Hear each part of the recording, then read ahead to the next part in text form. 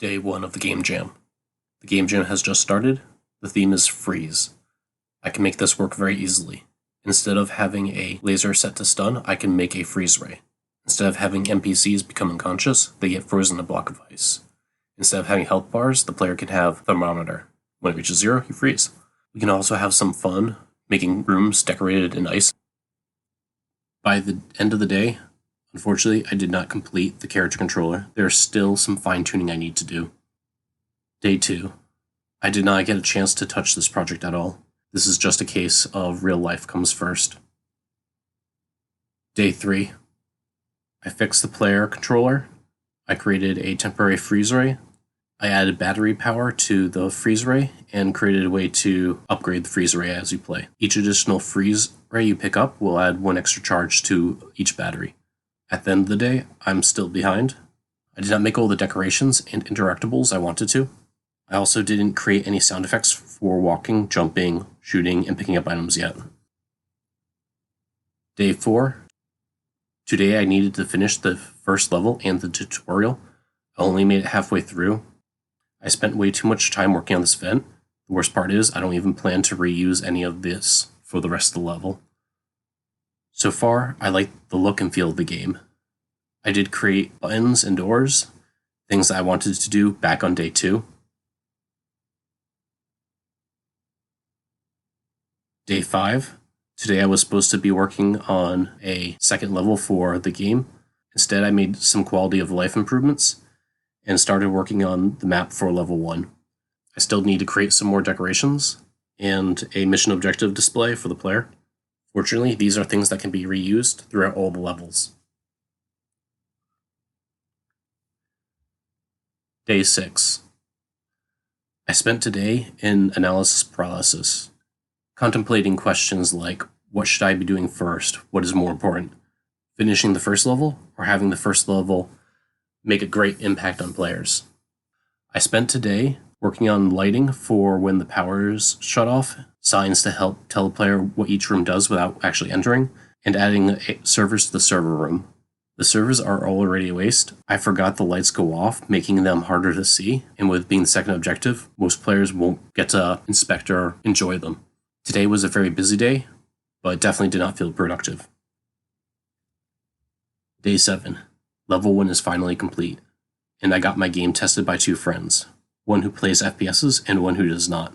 The one who plays FPSs pointed out that I still did not have sound effects, and I probably should add those soon. The one who never played FPSs reiterated what Etera described, where the users would attempt to rotate the mouse to turn instead of moving the mouse left and right. Unfortunately, I do not know if I have time to fix my tutorial to help navigate new users through this, so that's going to have to go on the back burner for after the game jam. They also showed me that the vents are too uniform. If the user gets stuck in a corner, they quickly become disoriented and lose track of which way is up or down. This should be easily fixed by darkening the floor and lighting the ceiling so that players can tell at what corner they're looking at, if it's the upper left or bottom right. I did start a second level and created a new room on the map, so that kind of felt neat.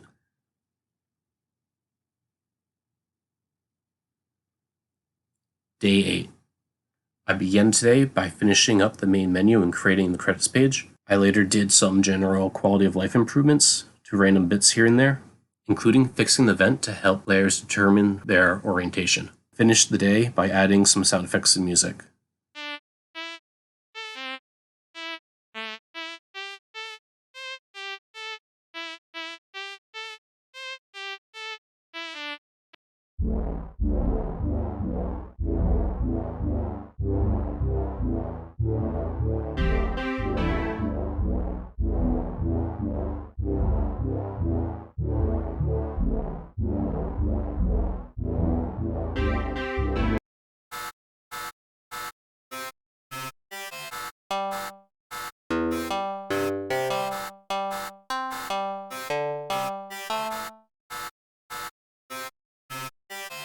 Day 9. Today was reserved for bug fixes and creating an itch.io page. I started by creating an itch.io page and uploading my game. That's when I found out itch.io has a compatibility issue with Godot 4, which I'm using. After 15 minutes of panic searching the internet, I found out the solution was actually very simple. I implemented it, and asked a couple of friends to test out just to make sure. When my friends got back to me, they informed me that the changes fixed the issue. After that, I did some quality of life improvements and more bug fixes. One of the main complaints I got during dev testing was that the pause screen was broken. This was an issue I knew about, but I had put in back burner so many times that I just kind of forgot about it. Not only does it work now, but it also has a reference to the controls for the players. The testers also complained about the elevator. It was lacking walls and became a death trap for the testers. I added some walls and carpet. In the future, when I have time, I'd like to add some metal sliding doors to give it the final elevator look it needs. Day 10, bonus day. It's 6:30 a.m. and the game was originally due at 10 a.m., but now it appears to be due at 12 p.m. This gives me hope that I may be able to implement some additional features. But just in case, I want to upload my current build, so if I end up breaking it or running out of time, I can just hit submit and be done. With the remaining 5.5 hours, I want to try to blitz through decorating the power plant and completing the second level. Before the game jam ended, I managed to finish the second level. It took some more art assets than expected, but it's done.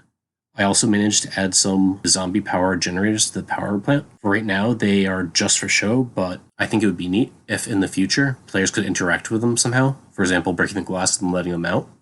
I submitted the game to the game jam with roughly 30 minutes to spare. That was the development of my game, Corporate Espionage. Bye for now.